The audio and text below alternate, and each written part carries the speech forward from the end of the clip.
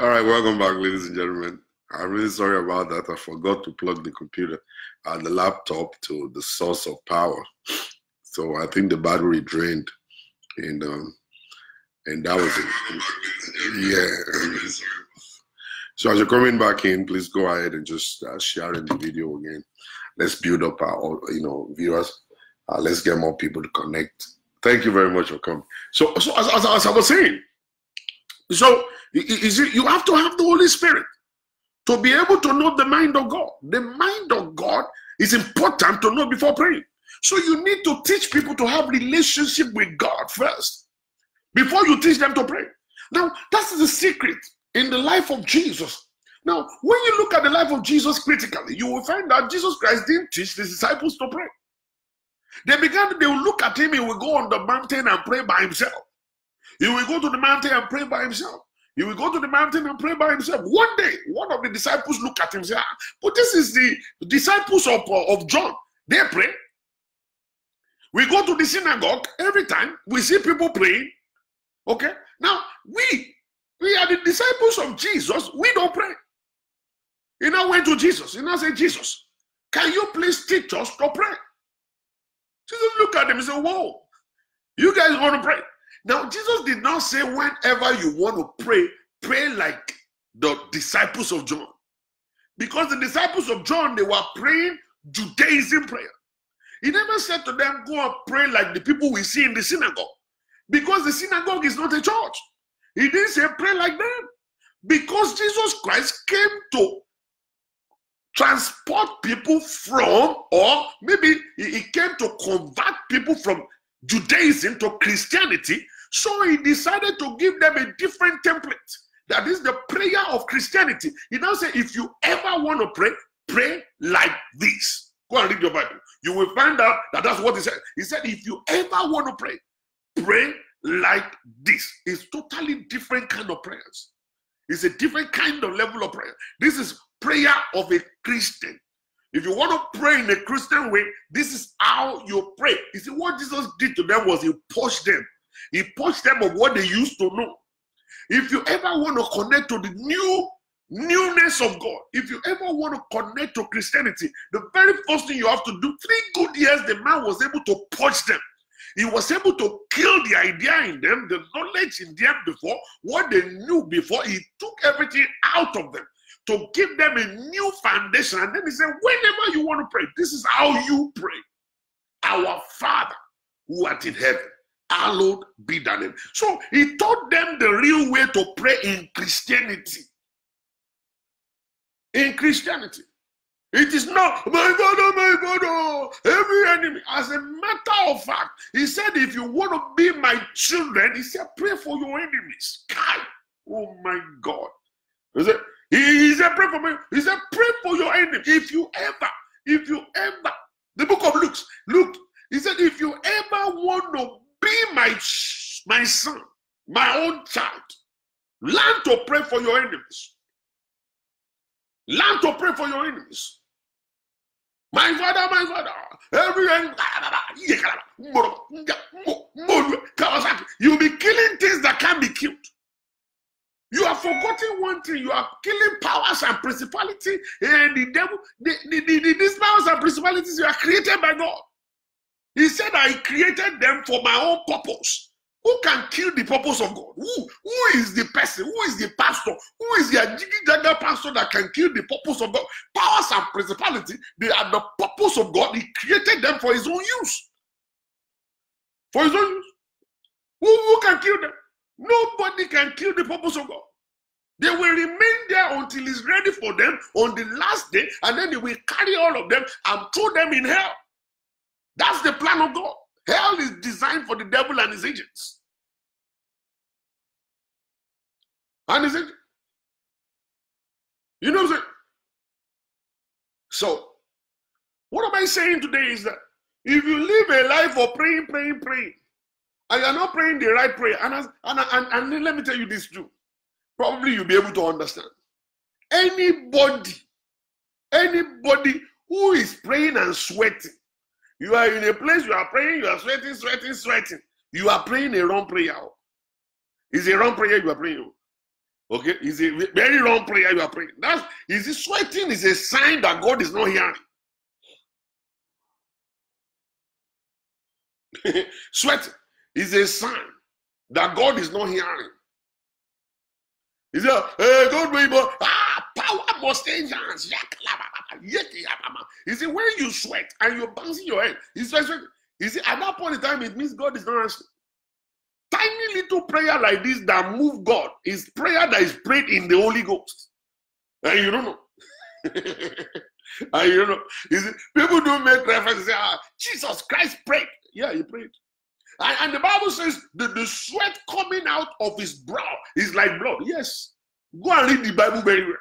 You will find out that Jesus Christ was praying a wrong prayer.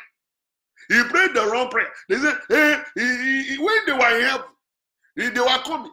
Jesus Christ was standing in front of his father. His father said, you are going to die. He said, yes, sir. He said, you are going to die. He said, yes. On the cross, no. He said, yes, sir. The guy jumped here. After eating pandemic and eating a goosey and eating all kinds of stuff, the guy went back to the presence of God, started praying for something that is not correct. He said, let this cup pass over. God was, let this cup pass over. Let this cup pass over. Angels no shot in the they just closed the heaven. Every one of them just went and sat down somewhere. They were looking at him. The guy went, one disciple. He went over and then he was so angry with the disciples. He said, can't you guys watch for me for 1 hour? He came back and he pressed his reset button in his head. And the Bible now said, it records that Jesus Christ now said, let thy will be done is no longer my will. And then they opened the window of heaven again. Angels now fell down. Angels now came to minister to him.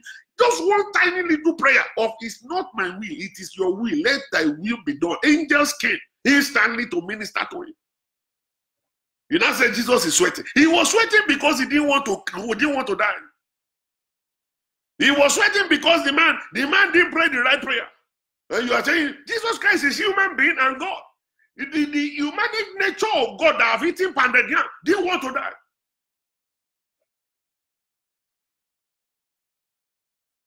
He didn't want to die. That part of human being of Jesus' life that have eaten a goosey soup didn't want to die.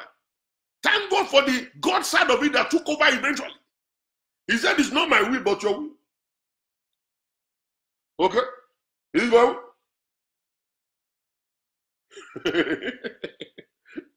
I pity a lot of you guys, man. I pity a lot of you guys. When you pray in the flesh, you sweat. How will you become a Christian? Because you pass over. Call Passover. You know what I'm saying? That is the point. Okay, now let me give you this illustration real quick before I get to the business of the day because I have to go somewhere anyway. Now, the issue is this. Listen to this. If truly you have a father, and it's not a borrowed father, or maybe you are not adopted. You see, when is your adopted father? Okay, sometimes it might not be very good. All right, but when is your real father? I don't believe that you'll be shouting from the gate. I'll be shouting, Father, it's a kilo day. Yeah, Father, it's a kilo more. No, that's not the issue. You will walk into your father's room, and then you go talk to your father in the bedroom and say, Daddy, I want to take the Mercedes to school.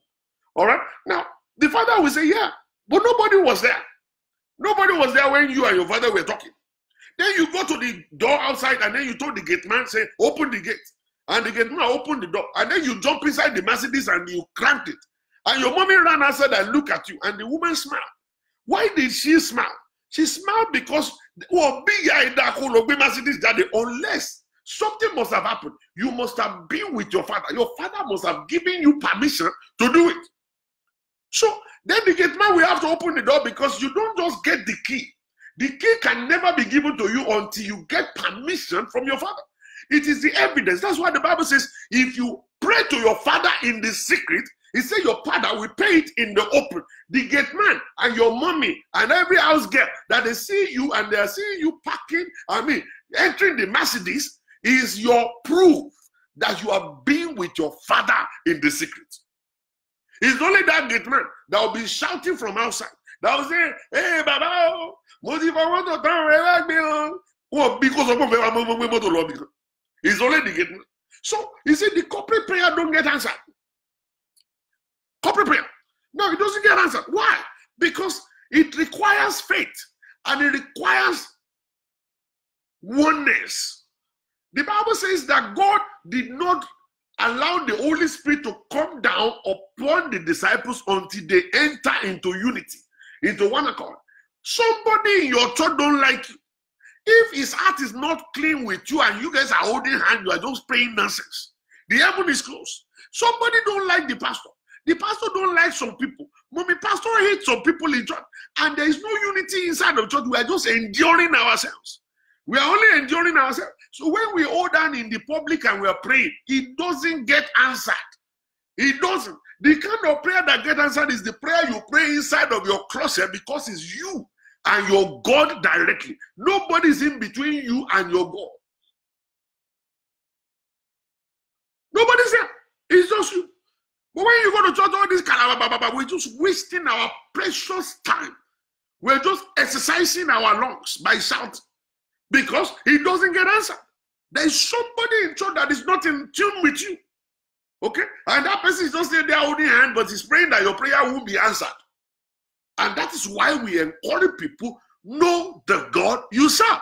Don't go for the God in church. Go for the God that is in you, that dwells in your bedroom, that lives in your living room, in your bathroom, that you can actually go there, lie down on the floor, roll on the floor, and call upon him when nobody's watching. And then when he will pay you outside. Outside, when nobody's watching. When nobody's watching. All right? So, what am I saying is this? Listen, ladies and gentlemen. So, when we come into relationship is not where you just pray. If you pray in relationship, you will end up in a ditch. You will end up in a ditch. I'm not kidding. I'm not kidding you. There are principles that God has given to us for us to follow. There are principles, okay, that will make happy home. So you engage those principles along the side as you're praying along. You're going to be praying and then you're going to be applying principles. You just don't get the principles. You go pay for a counselor to do a counseling session, teach you guys what you need to do, and then keep going on. I don't understand where we are from in Africa. I don't understand our mindset in Africa. It's just so backward and so dangerous lifestyle that we live. And I just get a little afraid. I get so afraid many times that when somebody knows, when you can go and take paracetamol, you're having a headache, you have paracetamol on the table, take it and stuff. Instead of that, you go to church. You leave your house. You now run all the way to church and go and kneel down. Say, Pastor, pray. I have a headache. And Pastor is not saying, Karabababa. So you're very stupid. Now, God gave some people that idea to manufacture, to create that paracetamol. He was the one. God created the leaves and the trees and all the herbs and everything for us. The animals don't get prescription, but they eat all this leaf. They live like that. Nobody helped the goats to give back to their children. It's God. That's the way he created it. Everything he has created is for our own use. For our own use. All the trees and the leaves and everything, they have something they do for us. So the pharmacists, they put it together into paracetamol and medicine and all kinds of stuff. Instead of you taking it, no, you will go to church. Everything to you is a magic. Everything to you is always magic. Let's go to God of that works magic. God is a God of process, not a God of, he's not a magician. He's a God of process. It's a God of process. But the pastors won't make money if they teach you the truth. The pastors can't cajole you and say, oh yeah, Raku Baba. Because by the time they pray for you now, and then they ask you to go and take paracetamol, you are still going to take the paracetamol. You will still take the paracetamol, and then your head will come down. You will think it's the prayer the pastor prayed for you that makes the paracetamol to work. Then you now bring money again on Sunday and say, these are I want daddy, you are still going to draft me. What do you have for me? He wasn't draft me down. What do you need disappear? Let's say, someone go lo paracetamol. Someone go lo paracetamol. One man told me,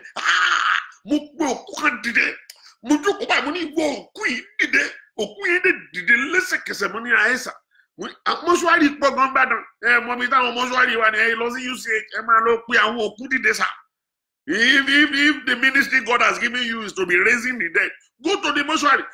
We must not see any dead body again from today. Let all the dead bodies be coming to life. Let us overpopulate this house. Wake up all the dead bodies. You know what I'm saying?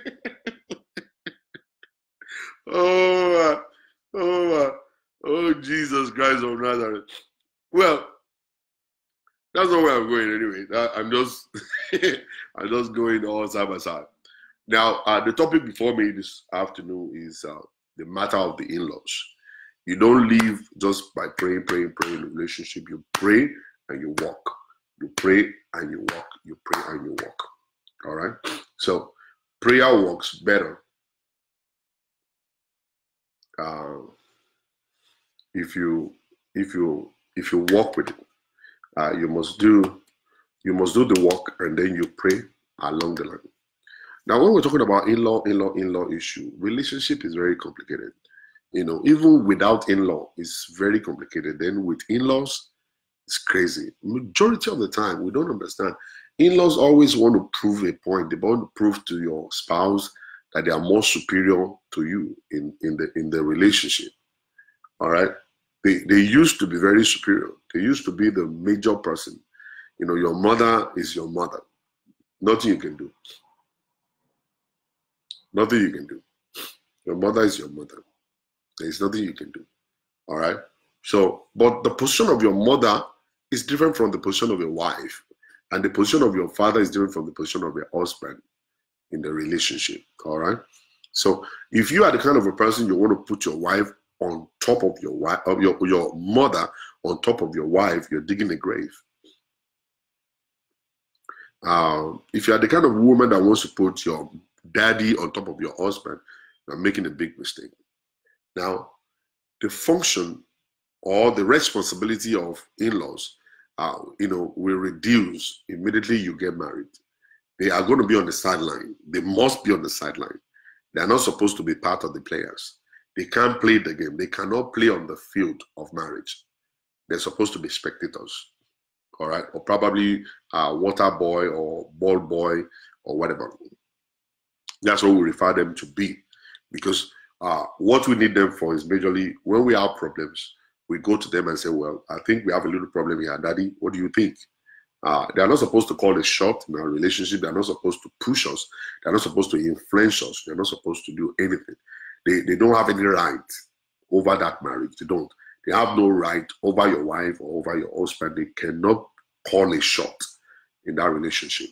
You see, for you as a man, you must be mature enough to get married so that you can hold your marriage down. If you are a mommy's boy, every time something happens in your marriage, you always go report to your mommy, and your mommy will now come and sit down and call your wife to kneel down, and then start, insulting your wife and all kinds of stuff right in front of you. You will find out that you're a sissy. You're a sissy man. People have been advising me not to say that anymore. They say, well, people differ and stuff like that. I don't believe that should be. A man should be a man. If you're not ready for marriage, just don't get married. If you're not ready, if you're not mature enough to hold marriage down, if you're not married, if you're not mature enough to be able to have a conversation with your wife, is a kind of a mature conversation with your wife, I don't think you should get married. I think you should just stay with your mother and just continue to be mama's boy until you die. I think that should be the whole stuff. And if you are still a girl too, and you're not ready to grow up and just be a wife, for you to be able to have a kind of a mature conversation with you and your husband, and you have to call your dad to come in there just for your dad to come and bully your husband and all kinds of stuff, you are still not ready. You're not still ready for marriage. You're supposed to stay with your dad, probably be married to your dad and stay there and be the second wife of your daddy. That's how I see it. For you to be married, it means that you are already in the position of responsibility. You're supposed to be married, and you're matured enough to be able to hold marriage down. You are matured enough to say, I'm sorry. You see, there are some men, they can't say, I'm sorry. It's lack of maturity. Lack of maturity is what we're talking about. If you cannot say I'm sorry, you're not matured enough to be married. No, you're not. You're not matured enough to be married. You see, by the time you marry, you assume a position of responsibility. That is, you will be blamed for every little thing, for every mistake, for every fall in that relationship. It's going to be your responsibility. So you need to have the kind of mind, heart to be able to take criticism and be able to say, I'm sorry when you have done something wrong, and you must be able to take correction too. It's a level of maturity. It's a different level of maturity that we pastors, sometimes we find ourselves that you are in a church, everybody believes that you should know everything. That you come to pastor must know all. All right. I take my time to wake up in the middle of the night to read. I read, I study, I read, I study, I read, I study, I watch videos and all kinds of stuff, learn one thing or the other here and there, because I have to keep myself going. I have to keep myself going and stuff like that. And then people must come. People will always come like every day. And when they come to you every day, you have to have answers for people. So our husband is just like that. Okay? Our husband is just like that.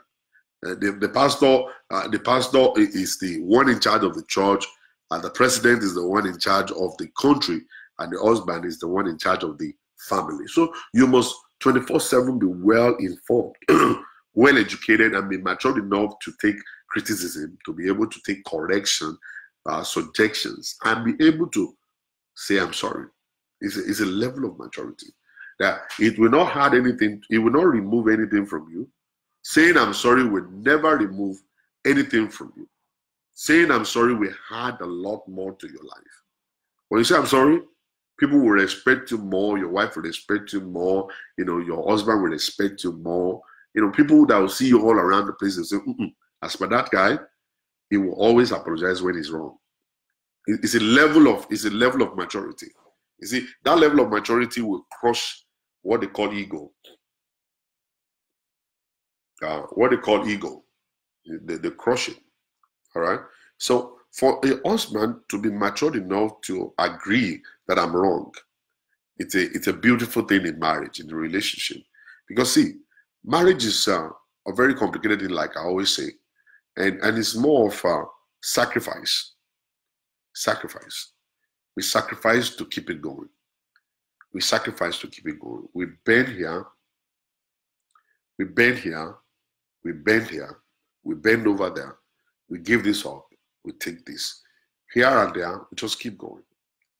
We just keep going. You see, the process of learning, the process of getting to know people is a journey of sacrifice.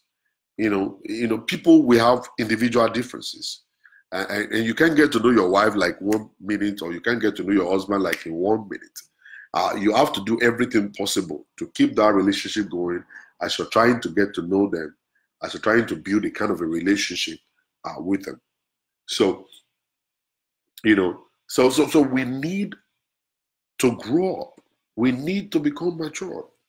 So in a relationship, you as a man, you're grown, the woman is grown, and you two are responsible for your home, not your parents, not your mom. And that's why Yoruba people will say,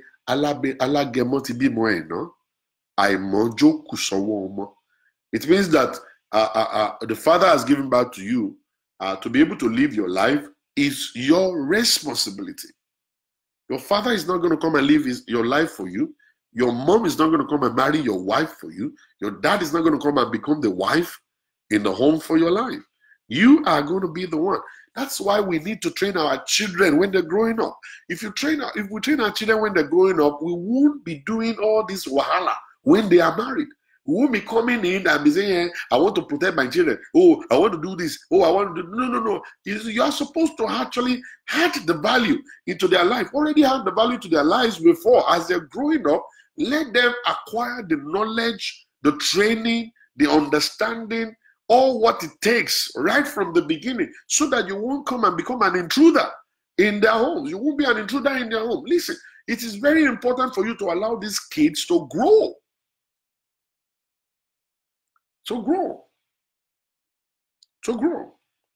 Allow them to grow. And like I said the other day, before anyone will get married, make sure you live alone.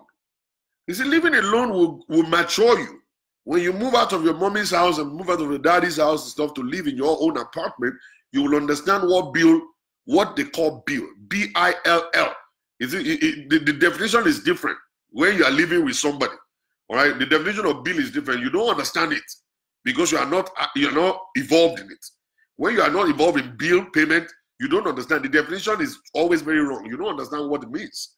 All right, so go and get the understanding of what the definition of bills is, and then go and live alone. Cook your own meal, do your own laundry by yourself, make your own bed, sweep your own house, vacuum the floor, clean the bathroom, and do all of that stuff. Pay the electricity bill, pay the water bill, and stuff like that. By the time you get married, you're going to already be a champion. You'll be a champion already. You know exactly what money is all about, how to spend money, how to save money. You will understand it. You will understand it. Okay? That is why we as parents must first of all do your job now. Don't do it later. You see, you do your job now. When you do your job now, then you won't get to do it later. You won't be running all around the place. You won't be running all around the place. All right? I want to teach you. Want to teach you. Most I love Kano. Move de Capasso. Move de Chicago. Let's go there. Let's get. You will not have to. When you go there, you're going there on vacation. Because you already trained your son. You train your daughter too. Train them in the way of God. That's the very first thing. When you give them good education, then train them in the way of God. Actually, as they are actually getting education, in the secular education, you train them the way of God along the line as they are born from day zero. Day zero. Teach them to pray. Let them pray with you. Study the word of God together. Tell it to them. Let them see your own relationship with your husband, the way you live your life with your own husband. They will copy that. And they keep on growing with that. They will understand this is what love is all about. This is responsibility. They listen to daddy say, I'm sorry most of the time. All right? I'm sorry. I'm sorry. If your son is looking at you like this and you're telling your wife, only I'm sorry. All right? The boy will understand that the man is not that too macho to say sorry.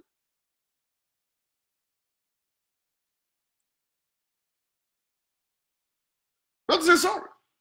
So you need to teach your children from the day one. Don't go and be running around at the end of the day when they're now married and then they're having problems or having issues in the stuff. What you could have done when they were young, now you're doing now. That's going to be a problem. You are intruding. You are an intruder in that relationship. They don't need you there. You're forcing your way into the place because your daughter is done.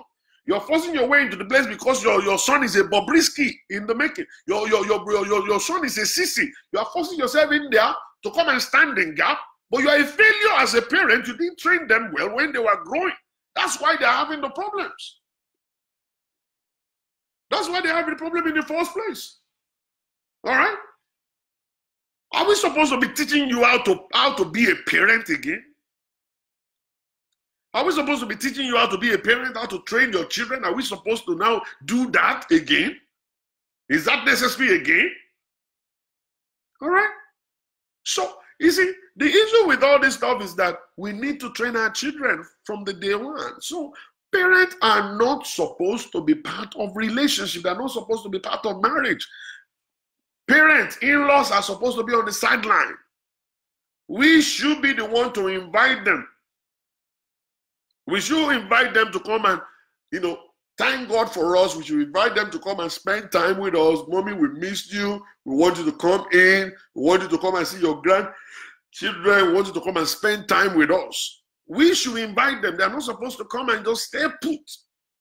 All right?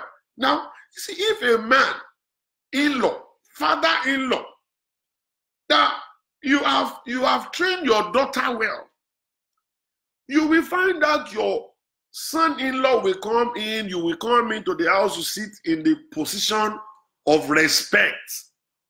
Position of respect. Nobody will disrespect you. The boy will come and prostrate by the time he gets back from work. See, Daddy, is everything all right? It's going to be a family setting. Family setting. All right? Because the father is sitting in a position of respect. You are not coming there to come and bully your wife's, your daughter's husband. It's a wrong thing to do. Pack your load and leave that place. Pack your load and leave. All right? Let them fight. The fighting is good for them because they will get to know themselves well when they fight. When they have all these misunderstandings, misunderstanding is more a way of getting to know yourselves. Let them fight. Let them settle it themselves. Let them grow up. They grow as they fight every day. As they settle, they grow. As they fight, they have misunderstanding. They settle, they grow. They settle, they grow. It's part of growth. Without misunderstandings, we will not be perfected. We cannot be perfected. Misunderstanding is needed in relationship. We can't be perfected. So leave them alone, let them grow. Let them shout, let them do whatever. And you'll find that because you have trained them from the beginning, you have given them a foundation already, they will not deviate. Even though they have misunderstanding, it's not going to be all the way to divorce. No, it won't go there. Because you have given them a foundation. It's like a tree planted. No matter how the tree is bending, it will not bend away from the roots. No matter how the wind is blowing the tree, it will blow in the tree, blowing the tree. The tree will still be standing because it's rooted. It's rooted. All right? It's rooted. The root is all deep in the ground. When you give them a deep root in the Word of God, good education, good exposure, everything in life, they were able to learn from you, their root will touch water. So no matter how the wind is blowing, they will just keep on blowing here and there, and then they keep on standing. They will keep standing. They will keep standing. So the situation won't destroy them. You remember the Bible says 2 people were building a house. Now, one of them decided to build his house upon the rock. The other one built his own rock upon the sand. The same situation happened to the 2 of them. The same situation happened in the life of the 2 of them. The wind came. It's not a kind of a different kind of wind. The same kind of wind came. And one kept on standing and the other one fell. Because of the foundation is not standing. The foundation is not right. When you give your children a solid foundation, you won't have to be running around. You won't have to be running around. All right? So, now, when the in-laws, when they know their place, you as a son, you are able to put your mother in her position. You as a daughter, you're able to put your dad in his position. Okay? And then your sister-in-laws, your brother-in-laws, they don't come here and become intruders here. They don't come here and don't start being a pain in the butt to your wife or to your husband. The post on my page, something happened during wedding time. And what exactly happened is this, because I questioned the guy. During the day of wedding, the woman is the one responsible for feeding. She'll be the one to cook. They will have to use our church. It will be our pastor. Listen, unless you guys decide to do something different. Normally, when we want to get married, it is the responsibility of the wife to choose the church. It is going to be the church of the wife, not the one of the boy. The pastor of the church of the girl will be the one to preach. Except there's a different understanding. Now, the food is now the responsibility of the family of the wife too.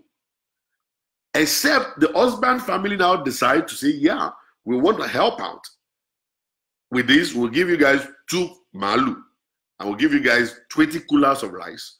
I will give you guys 20 trucks of Coca-Cola. I'll give you guys this.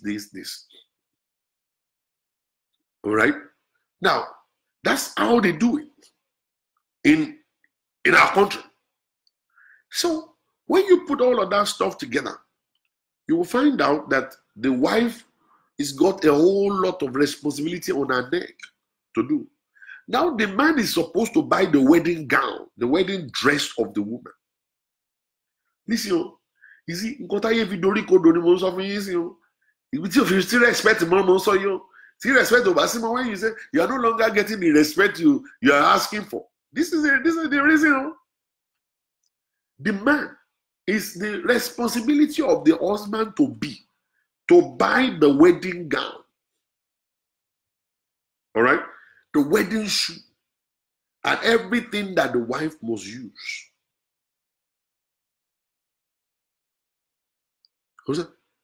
Thank you very much, Omotola. You are hosting them. All right?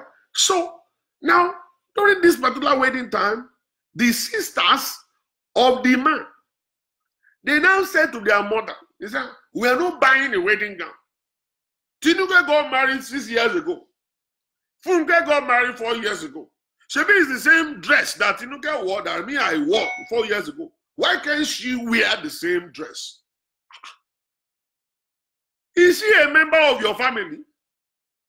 It is your brother that is getting married right now, and then she is going to bring a wife from a different family. Why will she be wearing the dress that you guys were wearing in your own family? I didn't mean it's your little sister now. We can talk about that. She's not even part of your family.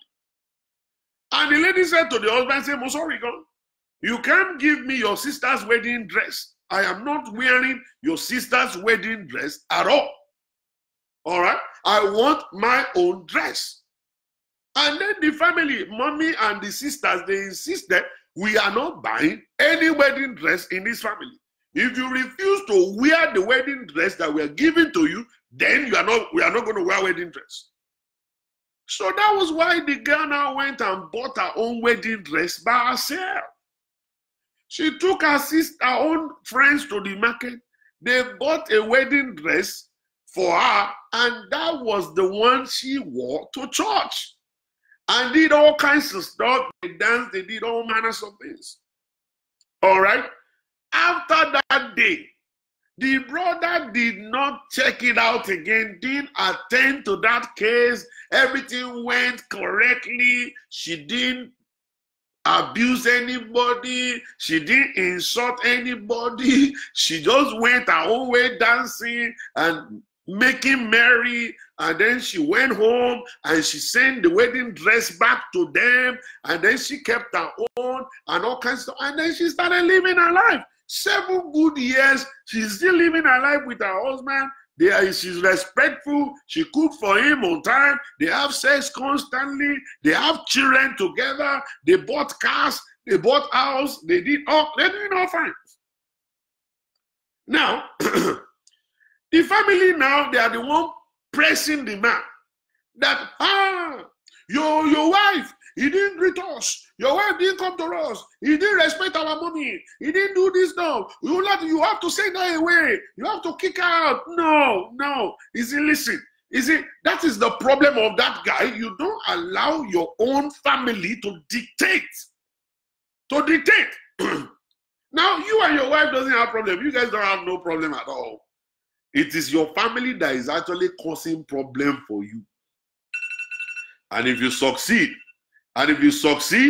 in sending your wife away, then you are going to be the one to dance to the music by yourself.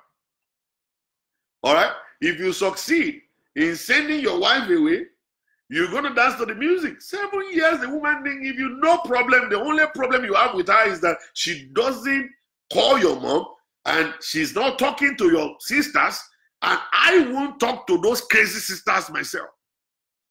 I won't talk to your mother. Even me, I won't talk to her myself.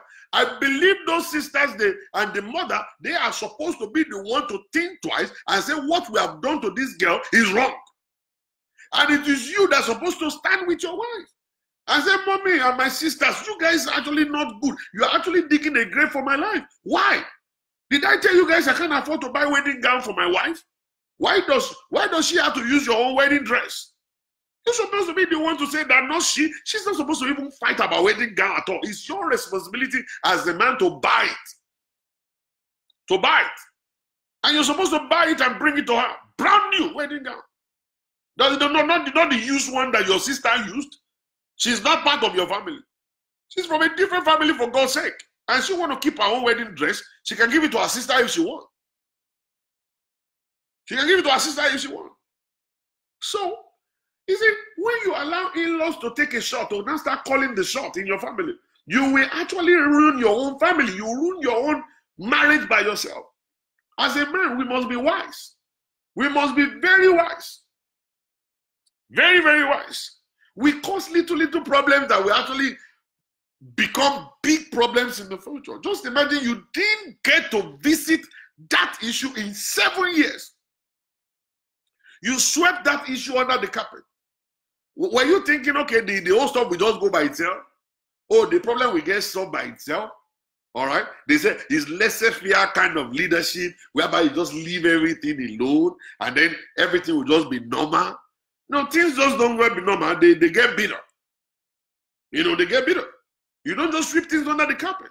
7 good years supposed to have visited the store and say, hey, honey, 7 years is too much to be angry. What is at least the problem? This is the problem. Oh. Wedding gown, wedding gown, wedding gown. Well, those women, I will talk to those people. I'm supposed to call them and straighten them up. Okay? They're supposed to apologize to your wife. It doesn't matter how small she may be. It doesn't matter how young she is. They've offended her. And then you sweep the thing under the carpet for no reason at all. That girl is matured more than you. And she's smarter than your parents, smarter than your sisters. All right? If your sisters can't think, all right, I think you should be able to think.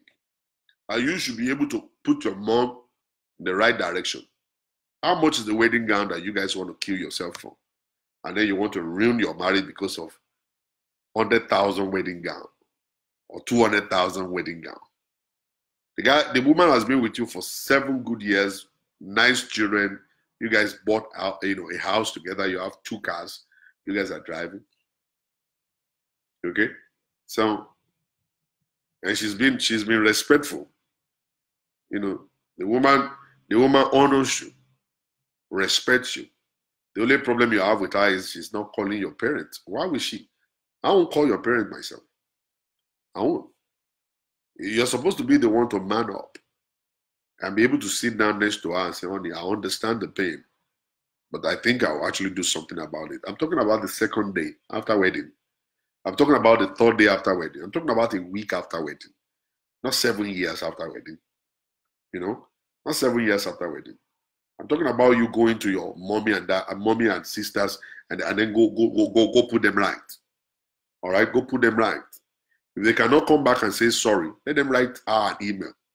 Let them send the text message and say, okay, yawo, mabinu. So they didn't show up for your naming ceremonies. Well, you guys are lucky because you guys are in America and they are in Nigeria. All right? They might not come. Or at least they're supposed to have called. They're supposed to call and say, Ekwe Womo. But they never called. They never did.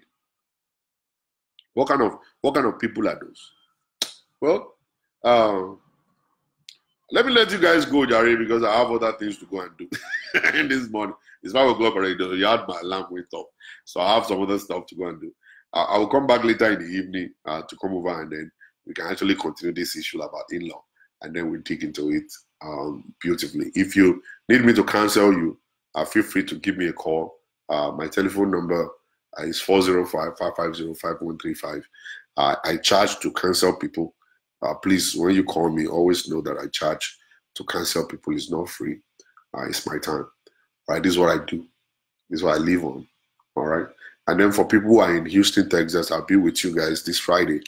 This Friday, I'm coming to Houston, Texas. Go on my page. You're going to see the banner. You get the address. Let's meet up there.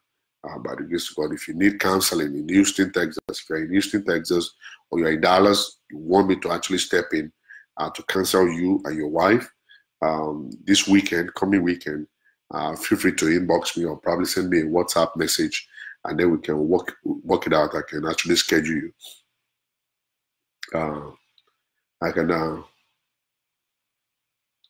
can schedule you, and then we can lock it in. Thank you very much, everybody, for listening. God bless you. Good night, all from Germany. God bless you from Germany. Thank you very much. Bye.